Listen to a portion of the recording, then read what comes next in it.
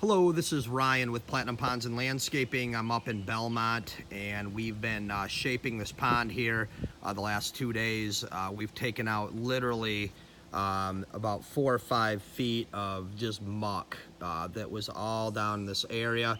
This is about a 50 by 35 foot area altogether, and we're going to be putting a skimmer right in that area, and then we're going to be putting a biofall up in that area and running our pipe along the back side there up into the biofalls.